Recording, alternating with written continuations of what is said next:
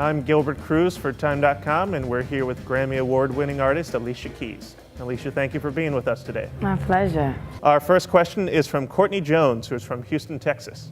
Courtney asks, what's one song that still has the ability to move you when you sing it? Every song has the ability to move me when I sing it, which is something I'm very grateful for, because the songs that I write, they're very personal and they're very emotional, and I can understand them. You know, I can understand them even if the time has passed already. I can understand it. I have to say, I'll probably say "Fallen" is a song for me. Obviously, I've sung it a lot, but there's a magic about that song that is just unbelievable. I keep on falling.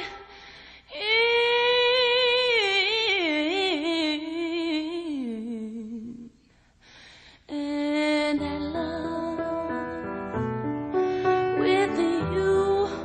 And the way that it signifies the beginning of, you know, kind of my career and my life as I know it in this world, it's like, you know, it gives me chills every time. Sometimes I feel good, at times I feel used.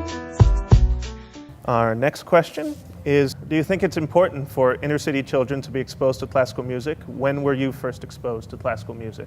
Wow, I do think it's important to hear all kinds of music, you know. When I was introduced to classical music, I was, I guess, you know, 6 or 7, which was because I wanted to study piano so badly. And when we found the teacher that would help to teach me, who lived in my building, she taught classical music. So I wasn't exactly looking for classical music, but it found me, and I found that it really opened me up to become, you know, just more understand things even better. Our next question, I'm amazed with how effortlessly you play the piano while singing. Who is your favorite pianist and why? I love Nina Simone. She's definitely one of my favorites. I love her very, very much. So she's probably my favorite. Ain't got no work, ain't got no job, ain't got no money, no place to stay. I love that she's a very extremely creative, powerful, don't hold her tongue back for any one woman who sits at the piano and will play you underneath the table. She will play anyone under the table. Got my blood. Our next question is from Amo Mehmedovic.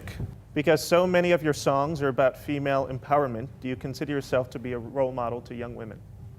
I do. I think that we all are, you know, role models to each other and have that ability to affect someone in a positive way.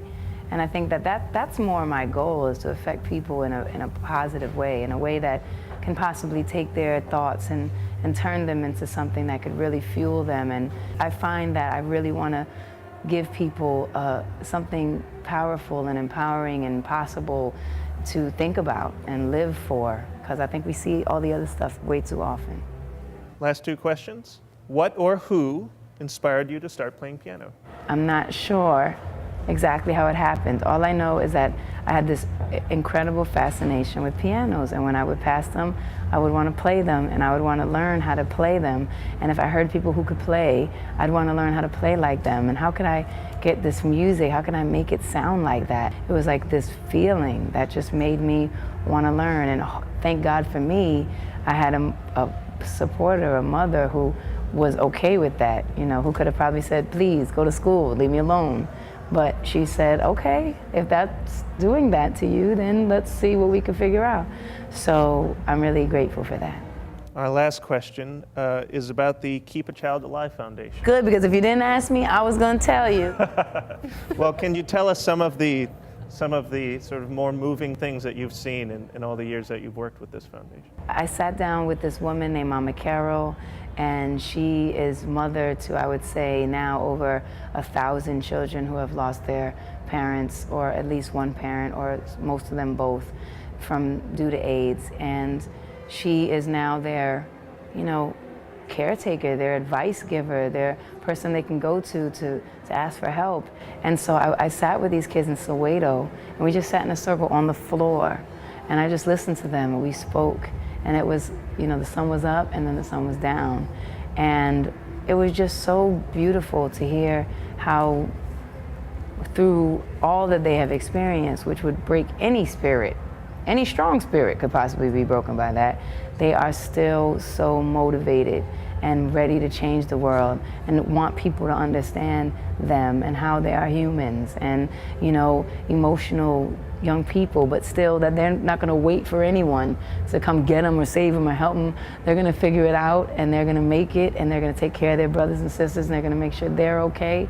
And you know, that type of strength and that type of determination, it makes me very proud because it shows me what's possible.